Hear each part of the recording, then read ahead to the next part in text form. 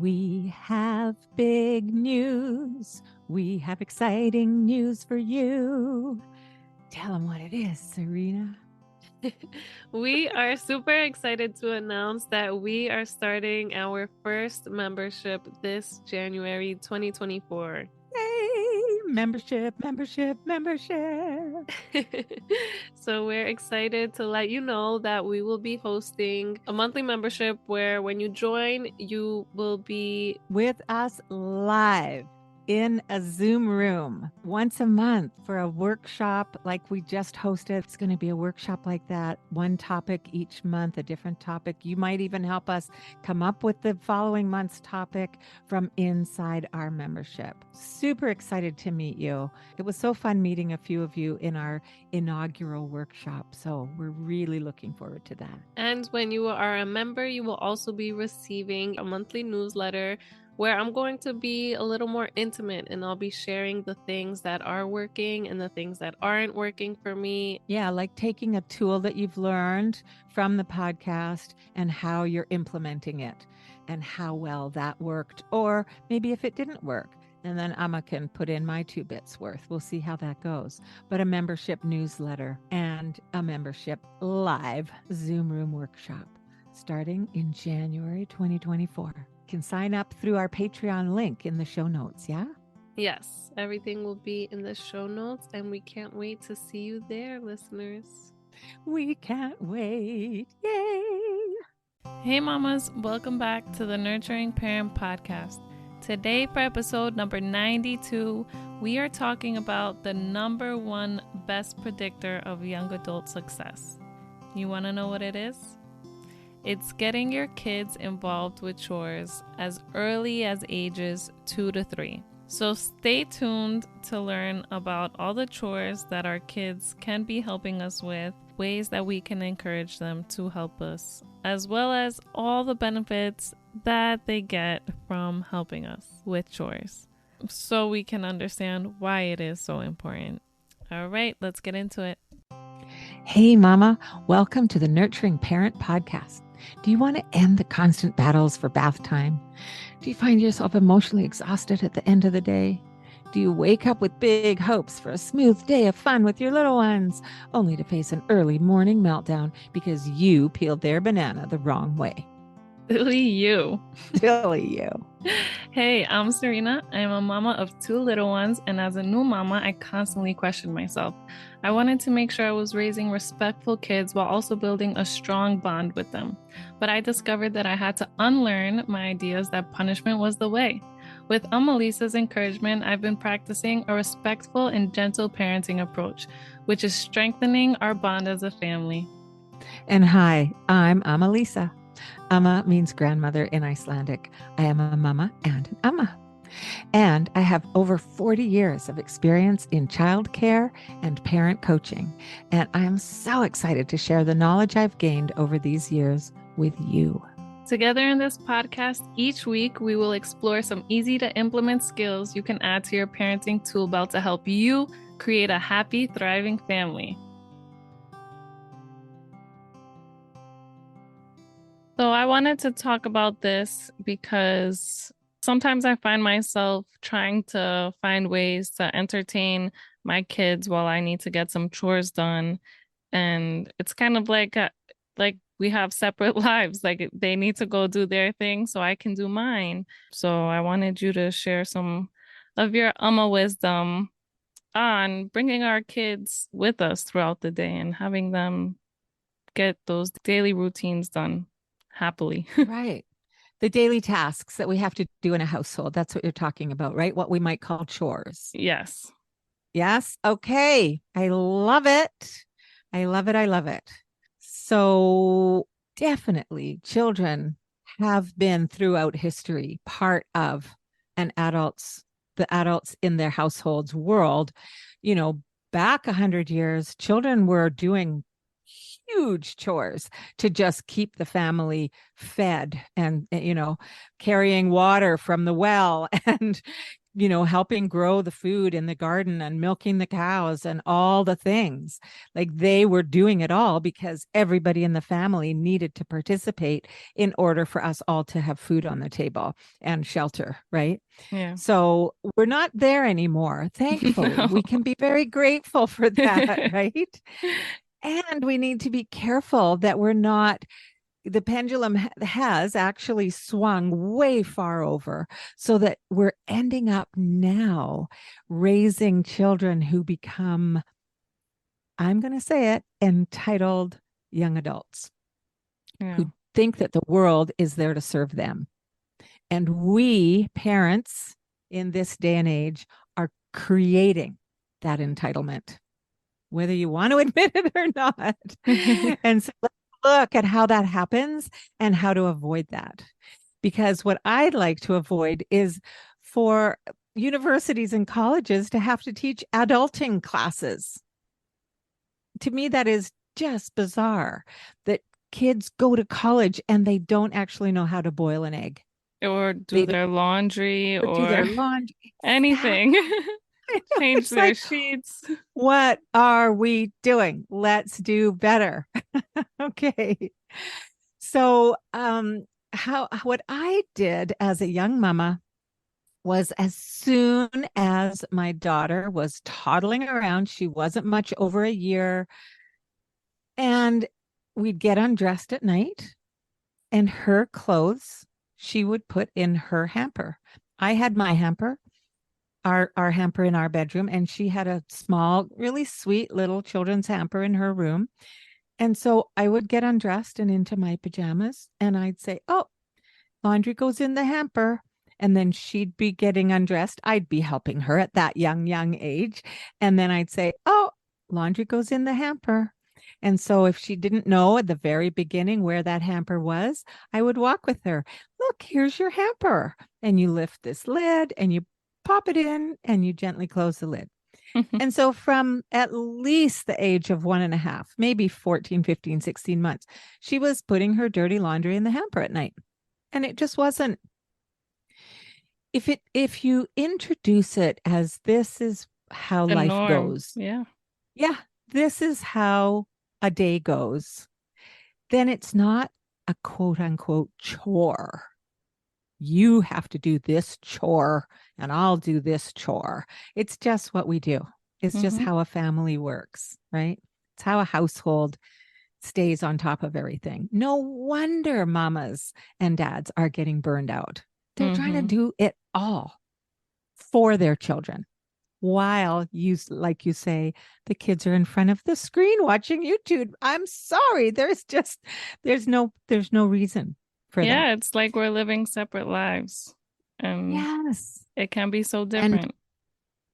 And I always write down my notes, and then I go and I do some research. And when I did the research, one of the things that it said as one of the reasons why we want to do this, include our children in the daily tasks, is for bonding, to have that bonding over working on chores together. So what I thought we could do here is let's talk about the first chores that little ones can do from 1.5 years, 2 years old, 3 years old.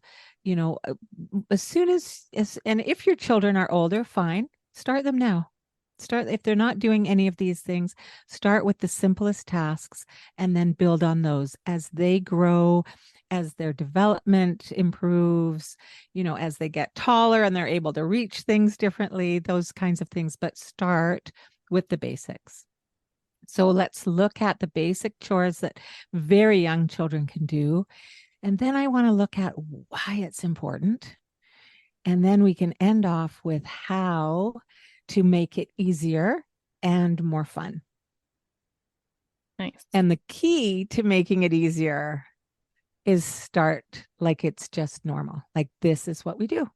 One of the things that my kids have always done is the garbage. Go throw this in the garbage. She knows. She walks it over to the garbage and puts it right in.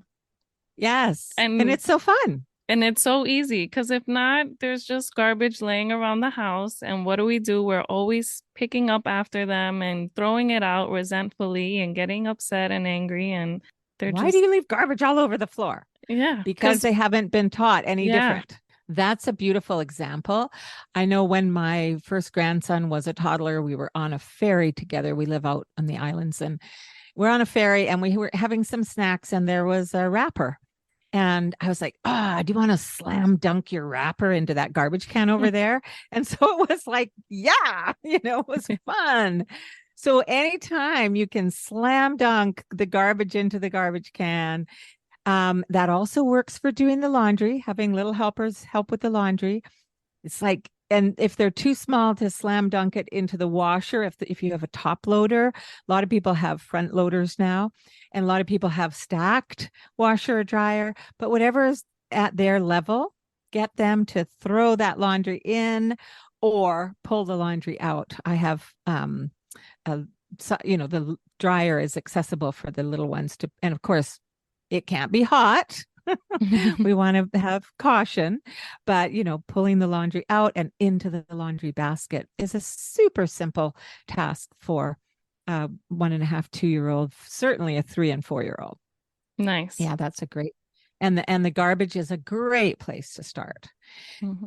And I will encourage you, parents, like as you finish a snack that has a wrapper or orange peels or banana peels, just take them right away and put them in the garbage or the compost bin. Like that's what you do when you're finished a snack. It goes over here. And like I often say, just watch your tone of voice. If you're like, now put that wrapper in the garbage, you're going to get a different response than if you say, and the wrapper goes in the garbage can. Just the difference in your tone of voice can make a huge difference between such a difference. Right? And of course, me, garbage in the garbage can. I'm always going to sing it if they don't comply right away with what needs to happen, right? Always. I tell you, singing is your friend. Okay, so I'd like to start at the beginning of the day and just go quickly through a day. In the morning, you get out of bed. Get the little ones to help you make the bed. If you have a family bed, they can pull the blankets straight at one side or one corner, and you can pull the blankets straight at the other side. If they're in their own bed, then get them to pull their blankets up flat. And here's the thing about getting children to do daily tasks with us, aka chores. They're not going to be done perfectly. And you, mama, you're going to have to let go of the perfection. Yes. And when we get to the why all this is important, I hope that you'll be convinced that it's useful enough to put it in place, into practice, even though it's not going to be done to your level, your standard, perhaps. Yeah, it might give you a little anxiety, but yeah. And that's your stuff to look at. That is not your children's stuff.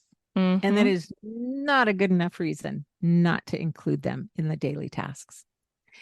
So when they're 3 years old and they're in their own bed, if they are by then, whenever they get into their own bed, buy them a child-sized duvet. A duvet is a quilt that has a cover over it, and you unzip or unbutton the cover and it goes in the laundry. A duvet is more preferable than a quilt because the quilt has to be laundered, the whole thing.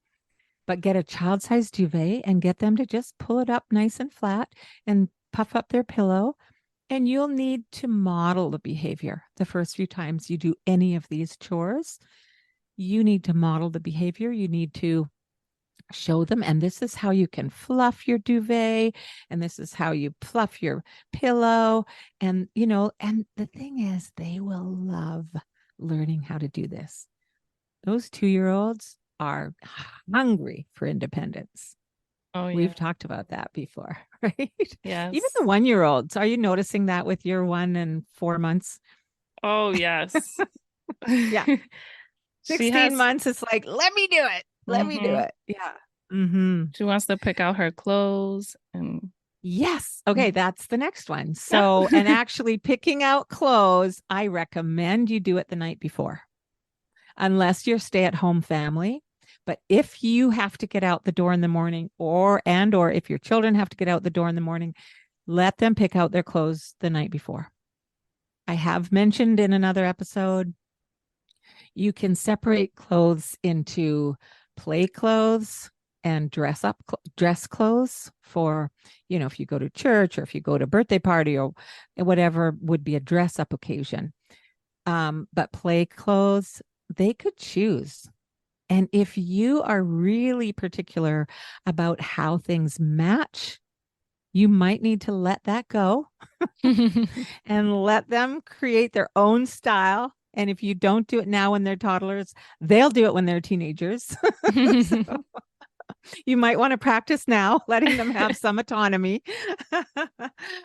But if you are particular, then you could choose the bottoms and let them choose what top goes with it, or however you want to do that. But give them some choice. You can pick out your undies and socks for sure, right? So choose your clothes the night before. Lay them out near the bed or on a chair beside the bed or wherever you have that. Letting your children dress themselves. It's not a chore per se, but it is a daily task that we all need to get dressed.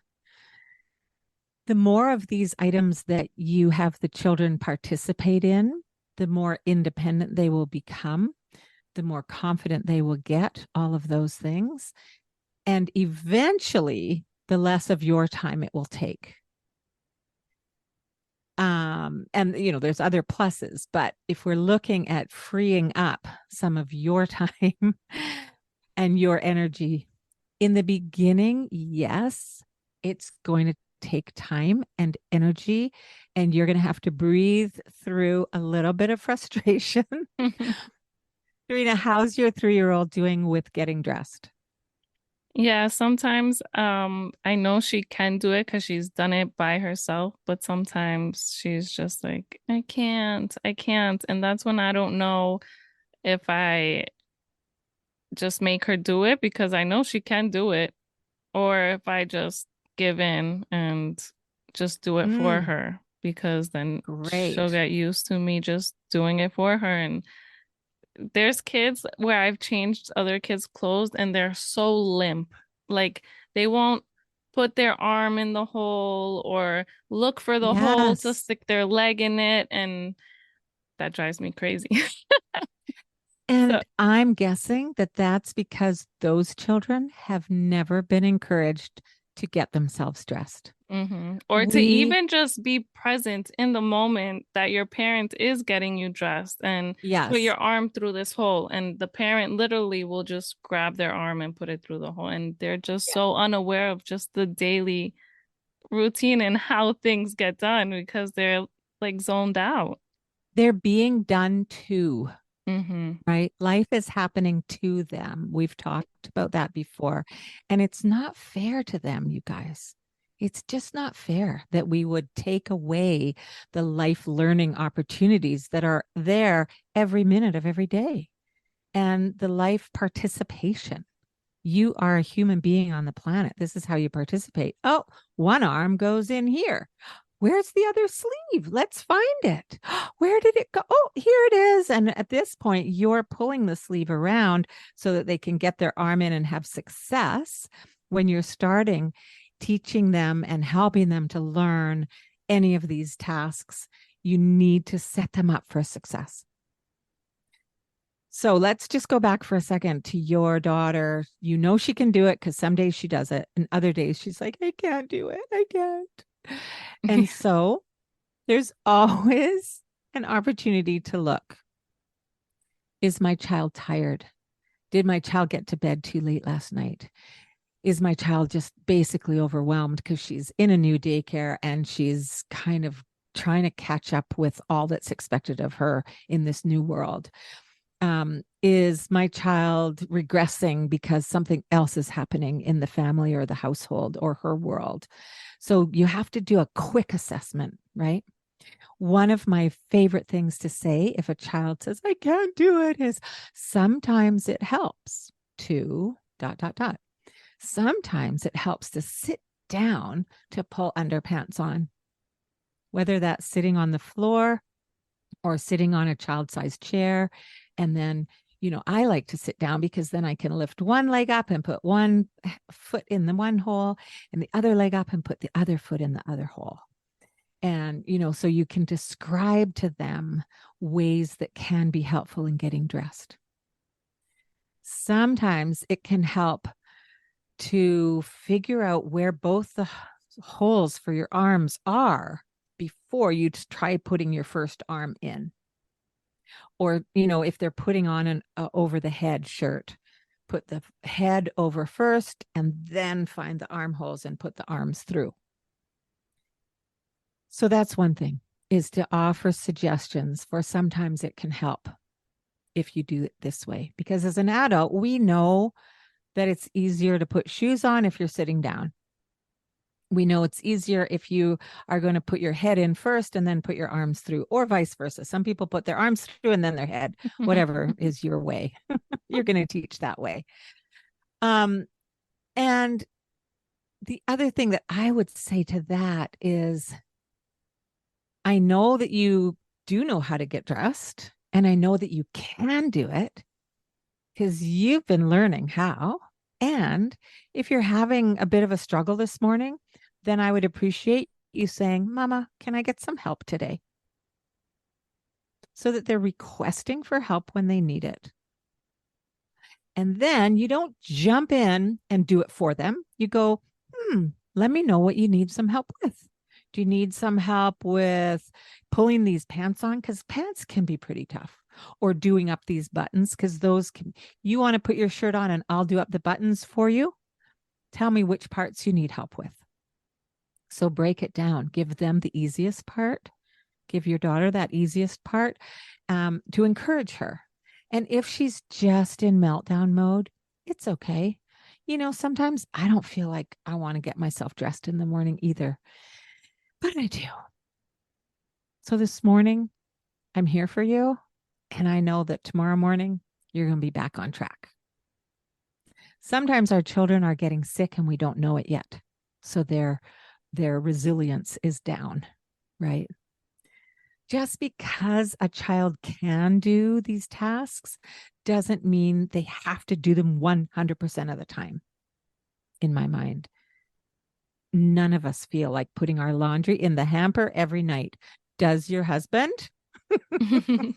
Yeah. Never. He never feels like putting it in the hamper. Right? Yeah. No offense, husbands, but it's just a thing. There's dirty socks. Oh gosh, don't get me started. Yeah. Yeah, exactly. So, and if you're raising boys, please teach them all of these household daily tasks, daily, Yes. Things that we all need to do. So, okay. Picking out their clothes, getting themselves dressed, assisting if needed.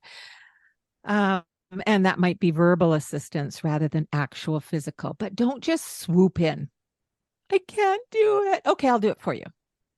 Resist that temptation whenever possible. And if you do, give yourself a break. So now we're at the breakfast table.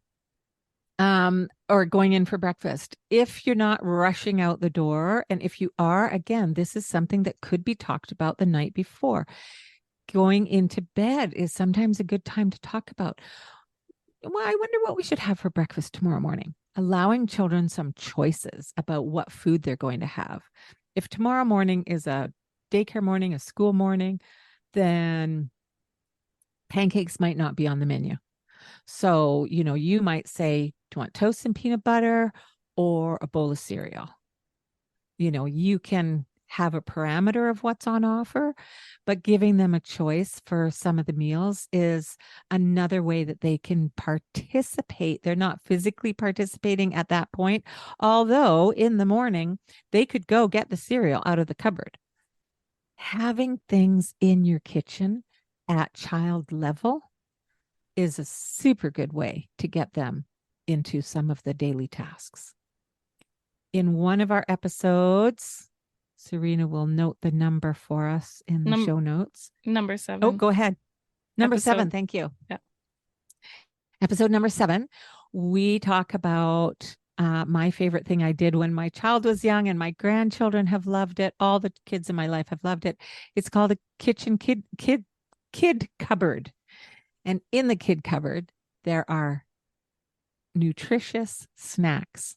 They can be independently choosing their snacks. First thing in the morning, if they wake up, my little grandson would wake up and he'd say, Amma, can I go get snacks from the kid cupboard? So he'd go get snacks, bring them back to us in bed, and we'd snuggle in with a story, and he'd nibble on the snacks first thing. So if they're, and in that episode, you'll find, how to choose what snacks to put in there. They can help themselves throughout the day. You don't have to get their food every single minute that they're begging for a snack because you didn't notice that they were getting hungry, right? And also having their dishes, their cutlery, their cups and glasses in either a drawer or a low cupboard where they can set their own table place. They can get themselves a drink of water. If you have a stool where they can climb up to the kitchen sink and get themselves some water, or if you've got water that is in your fridge that they can, a fridge door, those ones with the water that comes out the fridge door, you, whatever they're called, you can, if that's something that they can reach. If they can get themselves glasses of water throughout the day, that's a bonus. One of my favorite snacks, just while we're in the kitchen, to create for kids, and I have said this before, just make a snack when you know they're going to be hungry or coming up for being hungry. Don't even ask. Just cut a bunch of veggies and make them into a beautiful design on the plate and just put it gently in front of them while they're playing. Let them keep playing. Let them eat their veggies.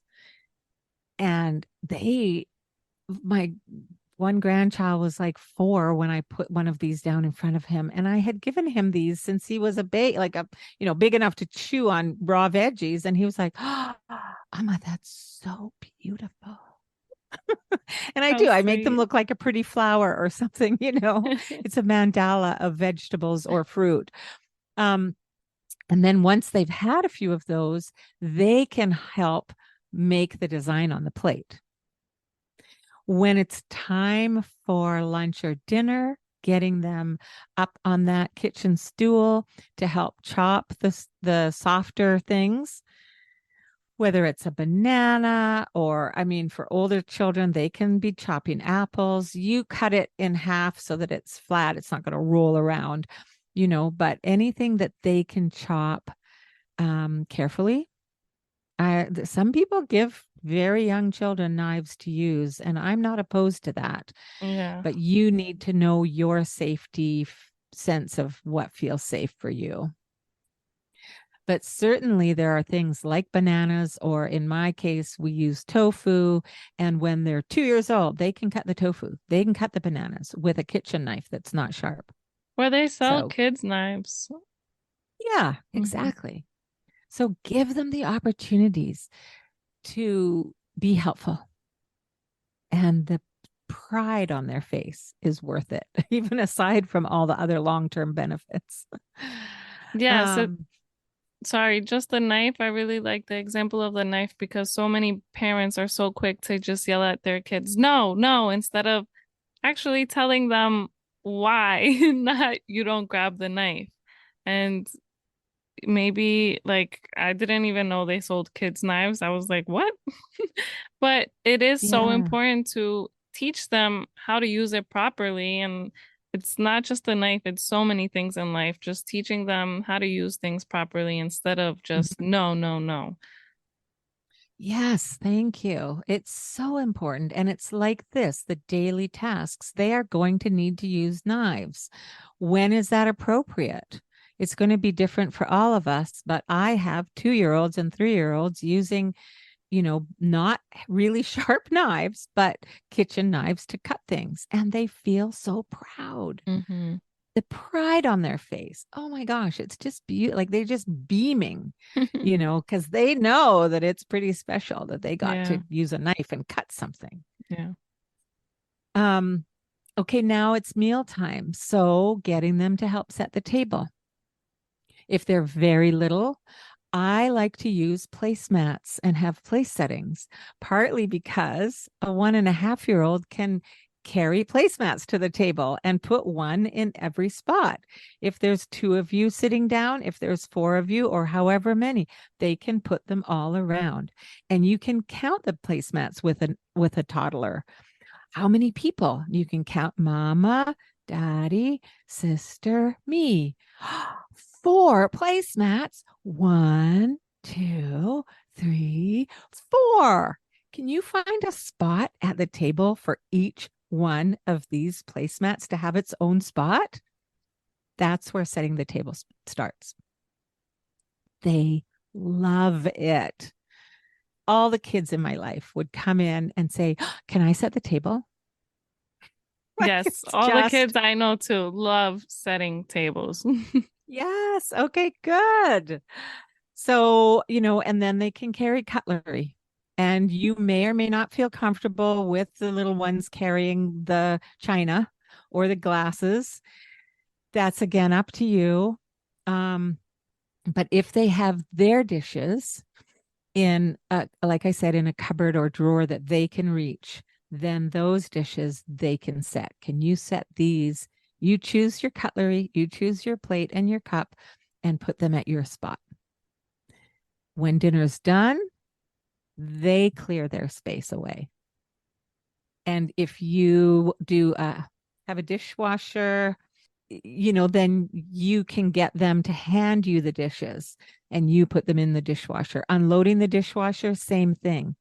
Get them to hand you the clean dishes and you put them away. A toddler can hand you clean dishes out of the dishwasher and they will feel so proud. There's so many things. Taking them grocery shopping with you, get them to pick out 3 yellow lemons. Find me 3 yellow lemons. Get them to help. And the other one that I put on my list, you guys, is another daily task that we all do. It's not really a chore, but it's all about toileting and helping your child to learn how to wipe their own bottom. Now, I recommend that this chore gets taught at a young age. When they're 3 or 4, they can start learning how. By the time they go to kindergarten, they ought to know how. If they're in daycare, they might learn how before that. And you just have to talk children through whatever the task is. So in this case, you're going to talk, and I'm just going to say it. A lot of people don't like talking about poo, but you want to show them how to fold up the toilet paper and how to hold it in their hand so it's not going to get all over their fingers. You're going to wipe the bum, and then you're going to look at the toilet paper. If there's poo on it, you pop it in the toilet and you get another piece and you wipe again and you look at the toilet paper to see if there's still poo. And then it goes in the toilet.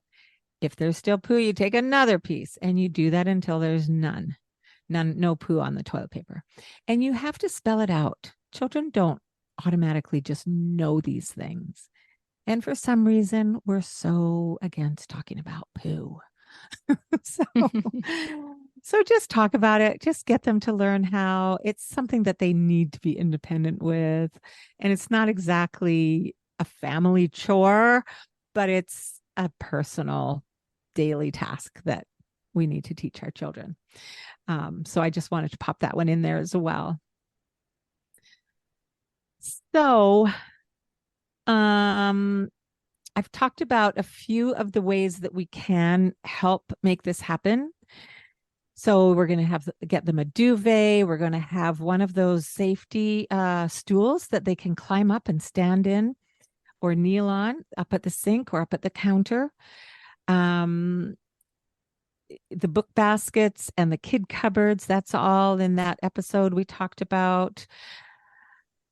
Child-sized table and chairs are a fabulous thing. If for snack time in particular, because you're not going to sit down and have a meal with them. Sometimes if there's a couple of children, they might want to have their own little tea party or snack time or whatever. And it's a great place for independent art activities as well. And you want to have some child-sized tools around. I recommend a child-sized broom and dustpan. There's beautiful wooden ones out on the market these days. Look up child-sized wooden broom, dustpan, mop, bucket. There's beautiful sets. Get one and have them while you're sweeping, have them sweep. And the thing is, if something spills and on the floor and not non-wet, then you just go, oh, we need a broom. And that might be enough for them to go grab their broom. And otherwise, you grab your broom and start sweeping. Do you think you might be able to help me with your broom? Or are you able to sweep that while I go over here and do this? And they love it. And if they have a child-sized broom, they're on it. A couple of things to make it easier to get children to actually help is one of the things you can do is have the different chores. So there's sorting laundry, there's putting dishes away, there's setting table, there's putting groceries away, all the different things, picking out your clothes for the morning, getting yourself dressed. You can write each chore or have a picture for each chore on a card, like an index card or some kind, you can do it up on your computer if you want. And then you get to lay the chores out and go, oh, here's the things we need to cover today. Which one do you want to do first? If you have multiple children, one time I had 4 children, my child and 3 that were living with me and 3 others. They were now like young teenagers. And I would come home. Well, we'd all go to the not all. Some of them would come grocery shopping with me. We'd come home with bags and bags of groceries.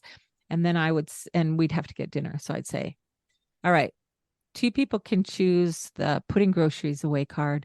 2 people can choose unloading the dishwasher card. And 2 people can choose setting the table cards. And they just get to choose which job they're going to do. And then they do it. So that's a really helpful, really simple little trick to use. Yeah, that's good to use on my husband too. Get him to do something. You got the card. You got to do it. Yeah. Which one do you want to do first, honey? Of course, like I said, I love to implement songs and singing. Laundry in the hamper. Laundry in the hamper. And if they're still not listening, laundry in the hamper. You can go quiet or you can go laundry in the hamper. Or you can become a robot. Laundry in the hamper. Now laundry. So there's fun ways. There are fun ways to get the participation that you need and want. Why do you need and want it? Let's go quickly through the big pluses that you're going to get. One is, when I did my research, I read there was a longitudinal study done in the 1960s, that showed that the best predictor for young adult success is that children were helping with household tasks by the age of 3 or 4. Wow. You want them to succeed at college. You want them to succeed in their relationships. You want them to succeed in their first jobs out in the world. You want them to succeed as citizens of the world. Get them doing household tasks with you. That's the number one predictor. Isn't that cool? That's cool. That's amazing. It's a win-win for everyone. It's a win-win. You are setting them up for life, right? It's not going to be done perfect, like we said.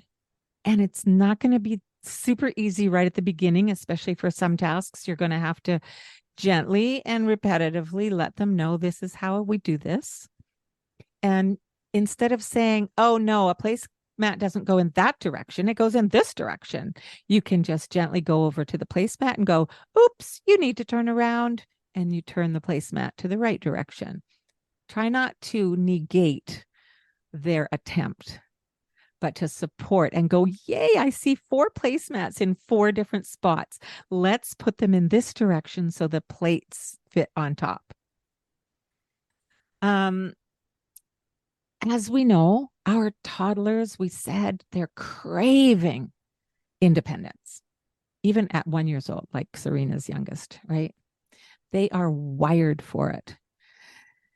Encouraging, getting them to help with daily tasks. We get that bonding time. We're doing things with them. Their lives are not separate from ours. Like you said at the very beginning, Serena, you're seeing that there's a real separation, them and us. No, we are a family. We're doing this together. Getting them to help gives them a growing sense of responsibility. And that responsibility transfers into life in their schooling and in their future relationships. They become responsible humans, right? It inspires a desire to offer a contribution in the society. Our first society is our family. Our next one is usually our school. And then we're out in the bigger society of the world. And we want to be contributors of society. Having them do household chores builds competency and confidence. It encourages self-reliance. People who can rely upon themselves to get things done are basically going to be happier throughout their lives. They're not going to be dependent on others. It develops self-worth, and that they're worthy of being a contributing member of society is a huge and beautiful feeling to have. It also teaches our family values, that we share responsibility, that we have respect for our surroundings and our belongings and each other. And of course, it builds life skills, so they don't need to go to adulting classes when they're adults. And just to say, seeing the delight on a toddler's face or a preschooler's face when they get to help with, they fed the pet, they put the pet food in the pet bowl. Wow. Just to see the delight is worth it without even all those wonderful reasons. 100%. Anything else? We covered it.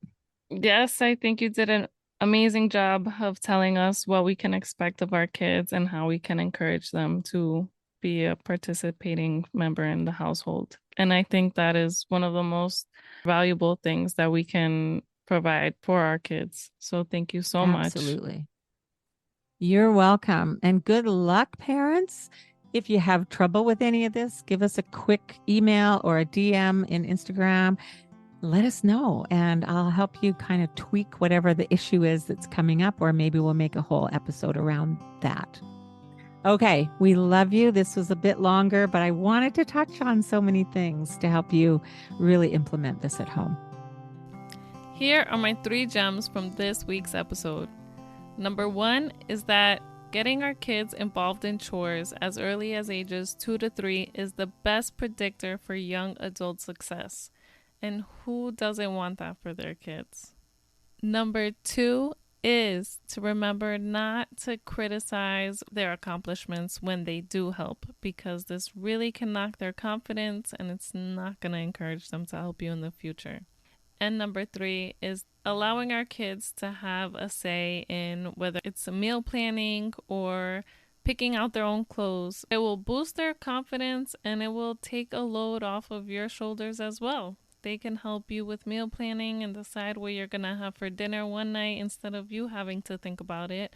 Or they can pick out their clothes by themselves for the next day. That way you don't have to pick them out. I hope this episode was helpful to you.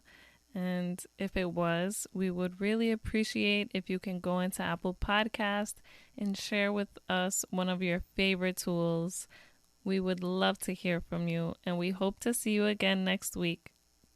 Thank you.